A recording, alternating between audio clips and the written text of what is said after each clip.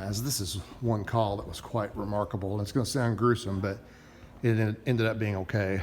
This is First Baptist, and I was attending here. I was not a member yet, and Charlie Miller was the youth minister. And I came to the water fountain intersection back there, and he said, Marty, Ralph Bowen's real bad. They've called an ambulance. I don't know what's going on. I'm sure an EMT type of guy, so I'll go back there and help. And I didn't know anything. I wasn't on the county fire department or anything at the time.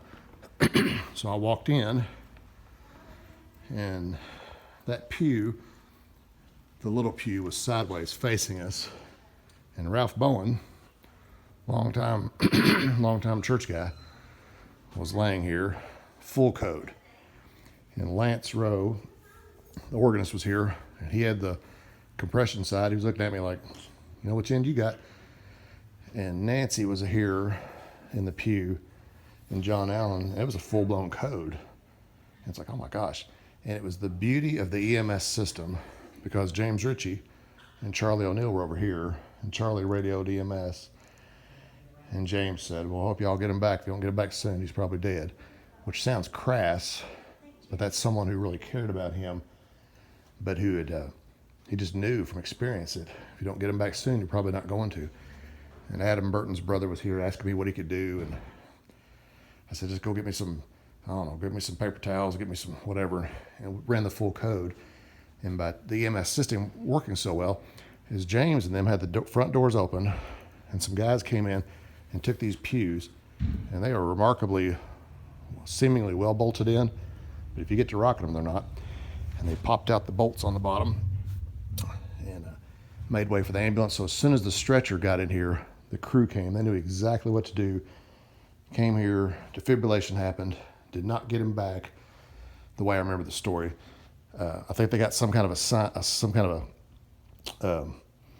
a reading, or gave him a little hope. Got outside, took him to Frankfurt, and from there flew him on to Lexington, and he made a full recovery, like full recovery. And I've done CPR probably 40 or 50 times, I don't know, up to that point, and I never had it work before until that time. So it was nothing but basic, good old-fashioned BLS, CPR right there. But we activated the EMS system, the director here with the radio, to give the guys coming from the ambulance station good directions. And they pulled 2 ambulances up outside,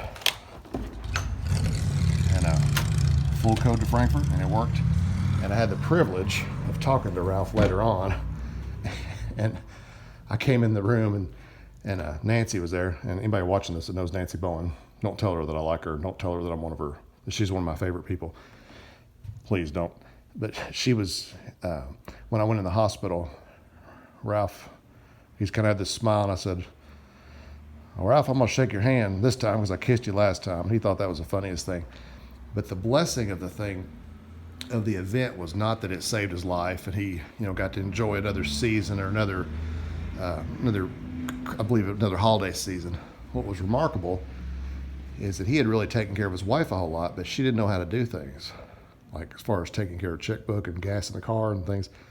And after that, he said, Nancy, I've got to have you step up a little bit. From now on, you're going to pump the gas. You got to learn how to do all this stuff. And she had no idea. And he took care of her. He loved his wife enough to instruct her because he knew that he would die eventually. And sure enough, if my math is right, it seemed like it was 7 or 8 months later he did die and went on to heaven. Not because of what Ralph did, but because of what Jesus Christ did for Ralph. So that was a gruesome little quiet Sunday morning going to First Baptist. And, this was, I don't know how many years ago this was, probably 15, 16 years ago. Came through those doors in a full code right there. And I remember John Allen was sitting next to Nancy, and I'm going, well, they must be good friends or something, because he was kind of comforting her and stuff. I didn't realize they were brother and sister.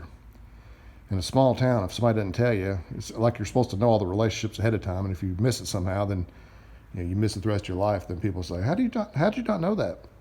But anyway, a very good story. Thanks to the Anderson County EMS, James Ritchie, Charlie O'Neill, hospital workers, helicopters, everything. It was great, beautiful story.